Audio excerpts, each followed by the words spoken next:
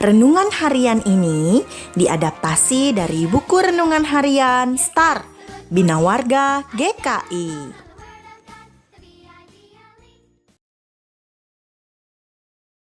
Kak Bulan. Iya, ada apa Tari? Kak Bulan sedang apa? Tari mau cerita boleh tidak? Kak Bulan sedang belajar untuk ujian besok. Tapi tidak apa-apa, ini sedang istirahat sebentar kok. Tari mau cerita apa? Cerita sekolah minggu kemarin. Keren loh Kak. Oh ya, bagaimana ceritanya? Begini ceritanya Kak. Yesus membawa Petrus, Yakobus, dan Yohanes dan bersama-sama dengan mereka ia naik ke sebuah gunung yang tinggi. Di situ mereka sendirian saja. Lalu Yesus berubah rupa di depan mata mereka. Dan pakaiannya sangat putih berkilat-kilat. Tidak ada seorang pun di dunia ini yang dapat mengelantang pakaian seperti itu. Maka nampaklah kepada mereka Elia bersama dengan Musa, keduanya sedang berbicara dengan Yesus. Kata Petrus kepada Yesus, "Rabi, betapa bahagianya kami berada di tempat ini. Baiklah kami dirikan 3 kemah, 1 untuk engkau, 1 untuk Musa, dan 1 untuk Elia." Ia berkata demikian sebab tidak tahu apa yang harus dikatakannya karena mereka sangat ketakutan.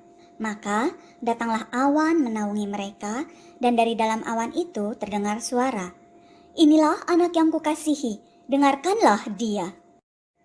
Dan sekonyong-konyong waktu mereka memandang sekeliling mereka, mereka tidak melihat seorang pun lagi bersama mereka kecuali Yesus seorang diri. Pada waktu mereka turun dari gunung itu, Yesus berpesan kepada mereka supaya mereka jangan menceritakan kepada seorang pun apa yang telah mereka lihat itu sebelum anak manusia bangkit dari antara orang mati. Keren kan Kak? Kakak sekolah minggu juga menjelaskan. Dari cerita tadi, kita tahu bahwa Tuhan Yesus bukan hanya manusia saja, tapi juga benar-benar Allah yang mulia. Iya, benar Tari. Tuhan Yesus adalah Allah yang lahir ke dunia untuk menyelamatkan manusia yang berdosa. Sehingga setiap kita yang percaya dan menerima Tuhan Yesus sebagai juru selamat akan mendapatkan hidup yang kekal. Dan sebagai anak-anak Tuhan yang mulia, Tuhan juga mau kita hidup memuliakan Dia. Contohnya melalui perkataan kita.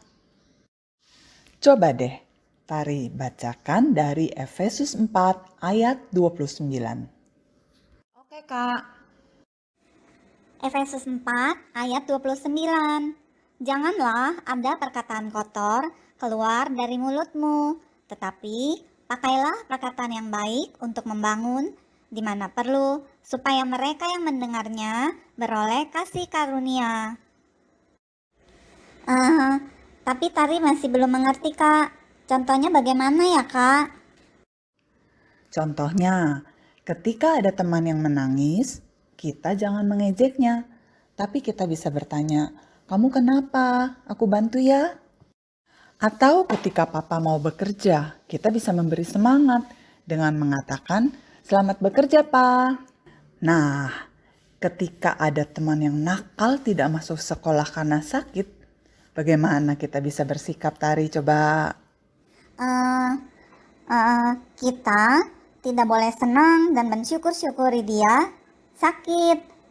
Tapi kita bisa mendoakan dan bilang padanya, "Semoga lekas sembuh." Wah, keren nih adiknya kakak. Kakak juga keren, sudah mau mendengarkan cerita Tari dan menjelaskannya. Terima kasih ya Kak Bulan, dan selamat belajar buat ujian besok Kak. Terima kasih Tari. Kak Bulan jadi tambah semangat loh belajar untuk ujian besok. Sekarang kita berdoa dulu yuk. Adik-adik di rumah berdoa juga ya. Tuhan Yesus, tolong kami supaya dapat memuliakan nama-Mu melalui perkataan kami. Terima kasih Tuhan Yesus. Amin.